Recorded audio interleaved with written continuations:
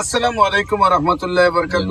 সম্মানিত দেশবাসী, আমি cancer specialist doctor SM. Sarwar. বিশেষ করে আপনাদেরকে বলছি, আপনারা জানেন যে ক্যান্সার হলে মরণমৃত্যু হবে, ক্যান্সার হলে আর কোনো রক্ষা নেই। আপনাদেরকে বলবো যে এমন একটি বাচ্চা, তার চিকিৎসা তো সম্ভব নেই এবং যারা ডাক্তারগুলা দেখেছেন প্রত্যেকে বলছেন সে সুস্থ হবে না, কোনোভাবে সুস্থ হবে না। যেদিন বাচ্চাটা জন্মগ্রহণ করেছে সেই দিনই তার ব্লাড নাই শরীরে, আর দেখা গেছে যে তার থ্যালাসেমিয়া হয়ে গেছে।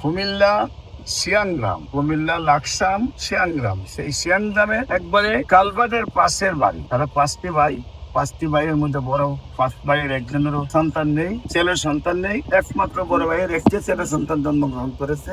সেই সন্তানটি যেদিন জন্মগ্রহণ করেছে সেই দিনে দেখা যায় তার শরীরে ব্লাড নেই। এলাকার ডাক্তাররা দেখে বললেন যে আপনারা দ্রুত ঢাকায় চলে যান, জন্মতে ব্লাড নেই, এটা খুব একটা সিরিয়াস অবস্থা, আমরা এখানে সম্ভব। তারা সর্বোচ্চ চিকিৎসা পাওয়ার জন্য বাংলাদেশের সর্বোচ্চ প্রতিষ্ঠান স্কয়ারের আশ্রয় নেই এবং সেখানে তারা যাওয়ার পরে জানতে পারলো তাদের থ্যালাসেমিয়া কিন্তু এক প্রকারের ক্যান্সার। মানুষ মনে করে ব্লাড ক্যান্সার, থ্যালাসেমিয়া মনে মধ্যে থ্যালাসেমিয়া কিন্তু ক্যান্সার।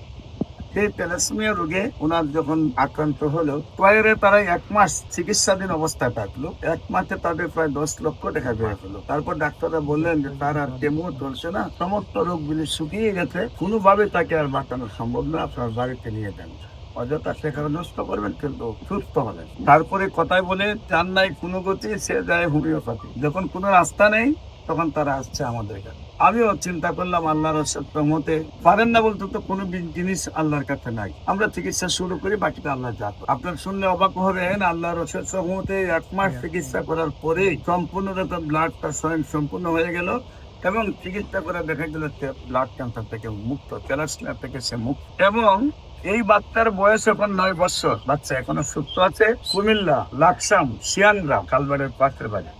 আপনারা যদি সময় পান বাচ্চাটাকে দেখে আসার জন্য অনুরোধ জানাচ্ছি। পাশাপাশি দোয়া করবেন এই বাচ্চা যেন যতদিন বেঁচে থাকে সে যেন ক্যান্সার মুক্ত থাকে এবং যে কোনো ক্যান্সার, কিডনি, থ্যালাসেমিয়া এই রোগের জন্য যোগাযোগ করার জন্য আপনাদেরকে কিনে দেওয়া নম্বরে যোগাযোগ করার জন্য আহ্বান জানাচ্ছি।